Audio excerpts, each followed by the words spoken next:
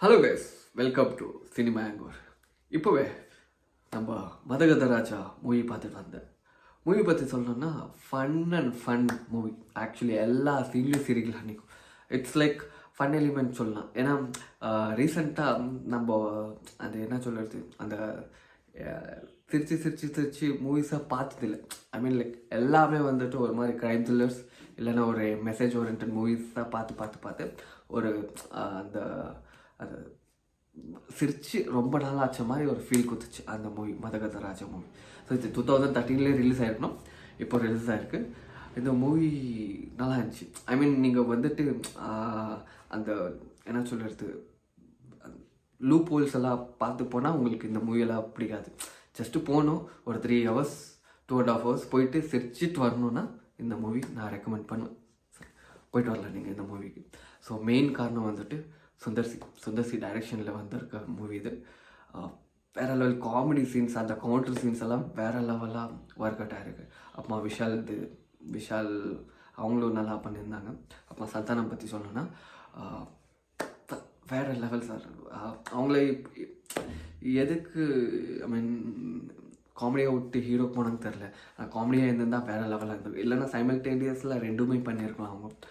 Comedy scenes after long back அந்த friendship பாண்டிங்கில் movie பார்த்த மாதிரி ஒரு ஃபீல் வந்துச்சு. அந்த சந்தானம் ஒரு காமெடி சீன்ஸ் இருக்கட்டும், அந்த கவுண்டர் சீன்ஸ் இருக்கட்டும், வேறு லெவலாக இருந்துச்சு. ஐ மீன் நம்ம ஒரு 10 years பேக் போய் அந்த சந்தானம் கவுண்டர் சீன்ஸ் எல்லாம் பார்க்கும்போது இந்த படத்தில் இருந்துச்சு.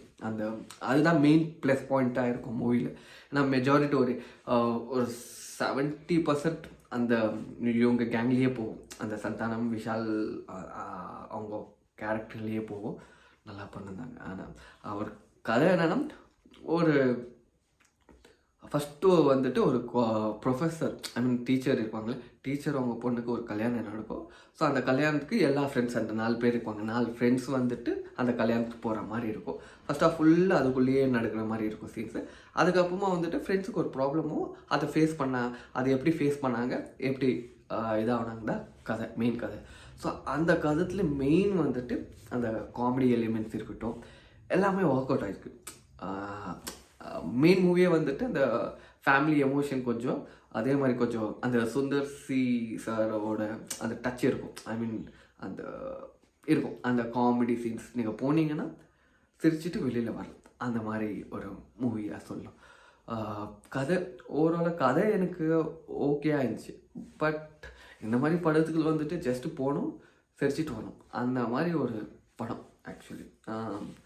அதுக்கப்புறம் வந்துட்டு அஞ்சலி கேரக்டர் இருக்கட்டும், அப்புறம் வந்துட்டு வரலட்சுமி கேரக்டராக இருக்கட்டும், அந்த கேரக்டர்லாம் நீங்கள் பார்க்கணுன்னா அரண்மனை அந்த கேரக்டரில் எப்படி கேரக்டர் டிசைன் பண்ணியிருப்பாங்களோ சுந்தர்சி சார் வந்துட்டு அந்த மாதிரி கேரக்டர்ஸ் தான். அந்த 2 types ஆஃப் ஹீரோயின்ஸ். ஸோ அந்த கேரக்டர் வைஸஸ் தான் போகும். ஓவராலாக மூவிஸ் குட். அந்த சிரிச்சிட்டு வரலாங்க நீங்கள் போனீங்கன்னா, அந்த மாதிரி படம். அவ்வளோதான். இந்த வீடியோ உங்களுக்கு பிடிச்சிருந்துச்சின்னா லைக், ஷேர், சப்ஸ்கிரைப் பண்ணுங்கள். தேங்க்யூ.